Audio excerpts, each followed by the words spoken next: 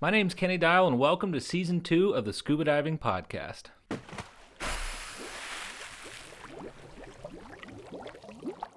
Madalen, Yes. thanks for coming on. Thank you for having me. We're excited. Tell me about your operation. Absolutely. So I work with a nonprofit organization called Coral Restoration Foundation, and we are actually the largest reef restoration organization in the world. We've so far returned 200,000 corals to the wild, and we are just focused on scaling up even bigger and bigger every year. Awesome. And where are you guys based out of? We're in the Florida Keys, so the majority of our work is happening on Florida's reef tract, but we are working with a lot of international groups and making sure that all of the knowledge and information that we've learned over the years is getting shared as much as possible.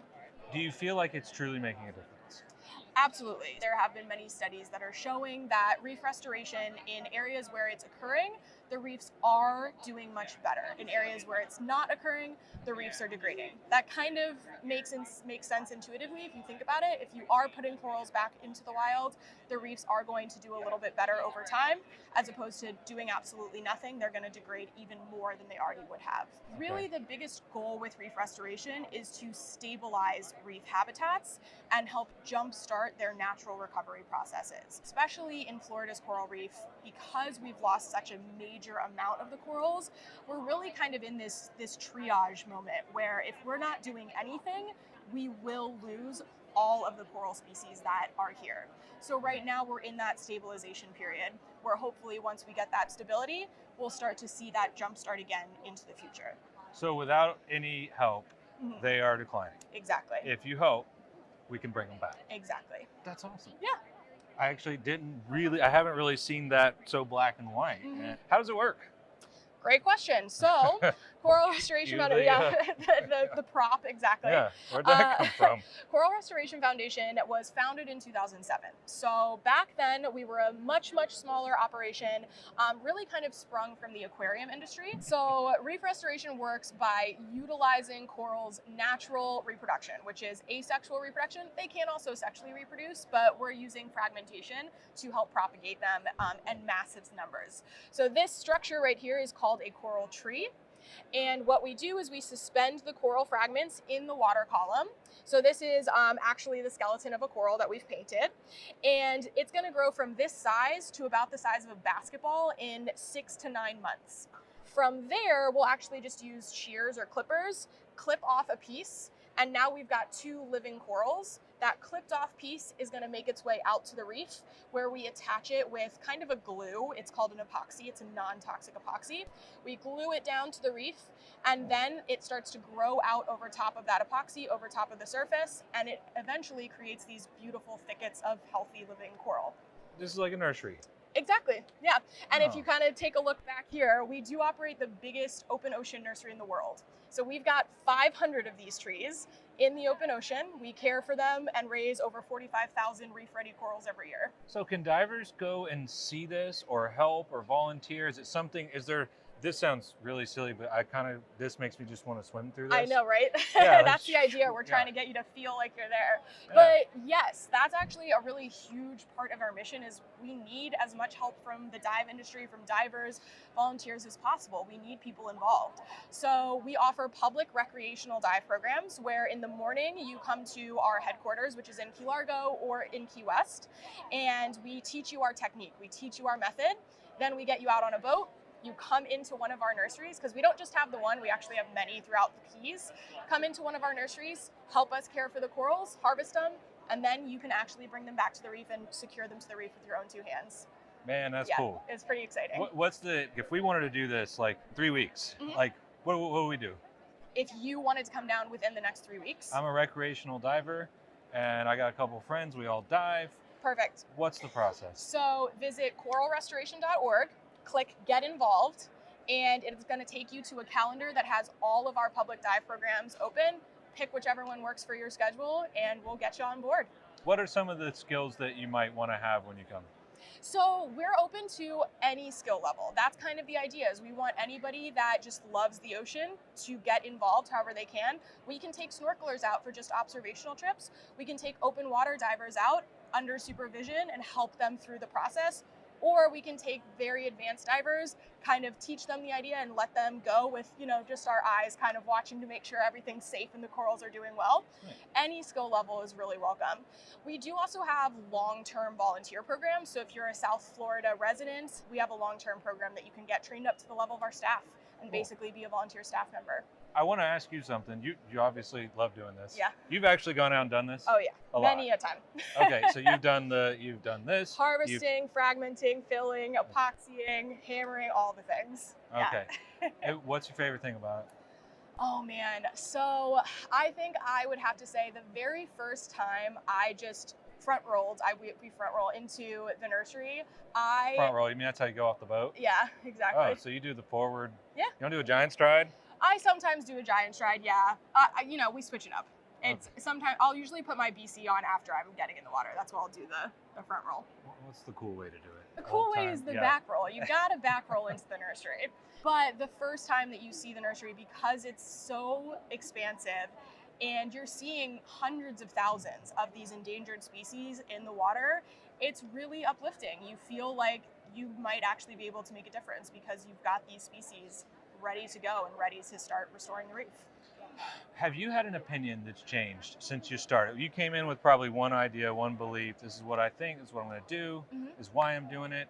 Have you had something since you started flip 180 to right now? Absolutely, and it actually kind of goes to our need for community. I have a science degree. I was a marine biologist through and through. I still am. And I really thought for a long time that scientists were going to be the only people that could do this, that would care enough to do this, and that would be the solution. And that is completely wrong.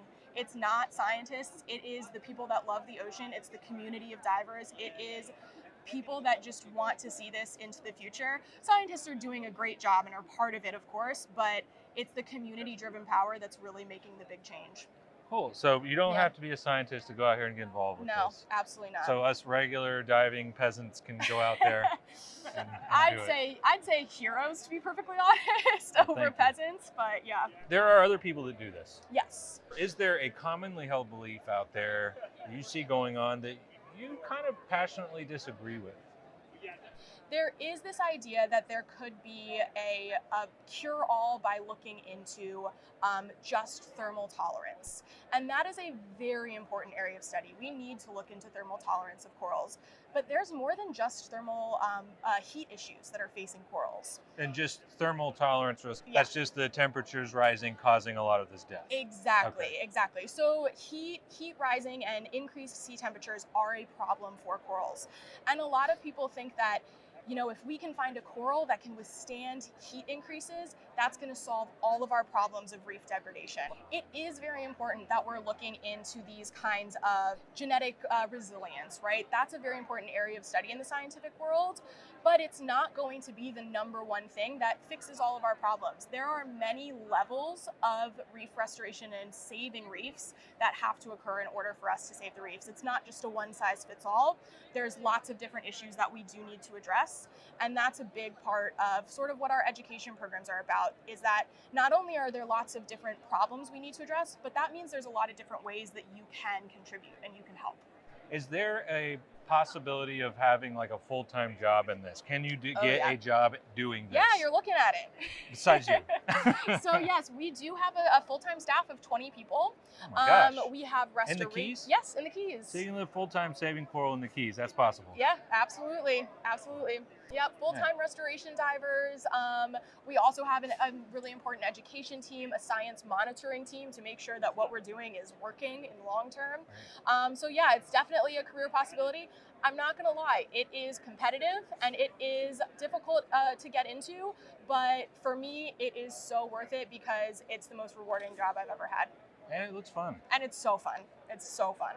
What are some of the qualities people should have? A couple key qualities that they would like a job. Oh, if they'd like a job. So how do you hire? What do you look for? it depends on what the position is, but let's just say you want to be a restoration diver, right? First and foremost, scuba certification. That is a pretty big, important part of it. And some experience in the field. You know, we're not just going out for a dive where you're looking. You've got tools, you've got buoyancy.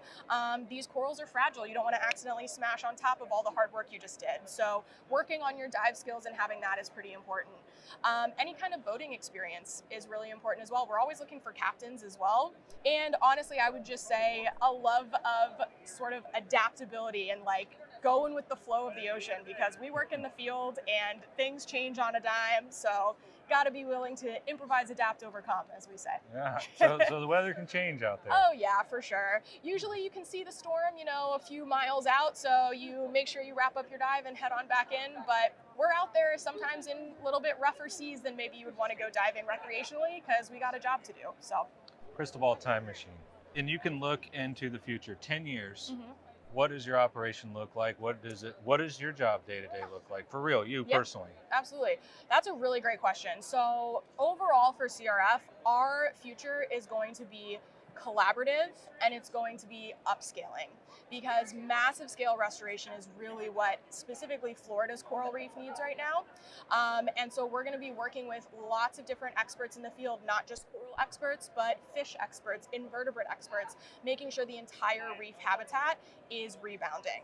Awesome. For me personally, it's going to be, you know, upping my numbers game and making sure that, you know, I'm increasing my dive skills, getting to talk to more people like you. I really love being able to bring, you know, complete novices into this world and introduce them to it and let them know how they can help however they want. I absolutely love that answer. One last thing, we talk a lot, is, you know, our big focus is diving. Mhm. I mean, this definitely overlaps in that. We Of go as course. far as mermaids and everything else. Love it. So yeah, it's fun. But it's all a love of the water. And one thing we stress to divers so much, and this comes up over and over again, is buoyancy control, buoyancy control, buoyancy. Absolutely. And you're saying that's one of the most fundamental things. You've got to have it to It work. is, absolutely. Buoyancy control is 100%. It's the first skill that you're going to notice if you don't have it down. Because look at this. I mean, you're working in trees that are one about, little bump and right, whoop, exactly. yeah. Trees that are about 10 feet apart. You know, you've got to have that under control, and you've got to be able to know where you are at all times. Because again, these guys are fragile. You want to be careful, and you want to make sure you're setting them up for success. Not to beat a dead seahorse, but buoyancy control, Yeah. buoyancy control, buoyancy control. Exactly. Is there anything else you wanted to add? Honestly, I would just say that if you are even thinking that you might be interested in getting involved, there are so many ways. Visit coralrestoration.org, click that Get Involved tab. We've got tons of resources, tons of ways to get involved. We'd love to have anybody and everybody. Madalen, thank you so much. Yeah, thank you. Yeah, appreciate your So time. nice to This meet you. was fun. Absolutely, yeah. Thanks for listening or watching if you're on one of the supported video platforms. If you want all things Sweetwater, like a signed copy of my children's book, merch like this shirt or the hat, online courses, or if you want to advertise for your dive facility, if you just want to follow us, go to sweetwaterscuba.com. You can follow my TikTok at Kenny_Dial, KENNY_DYAL. Our Instagram account, Sweetwater_scuba. Of course, the Down to 60 channels on all major platforms, and everything else we're doing to lift the underwater world. Thanks for being here, and let's show the rest of the world the rest of the world.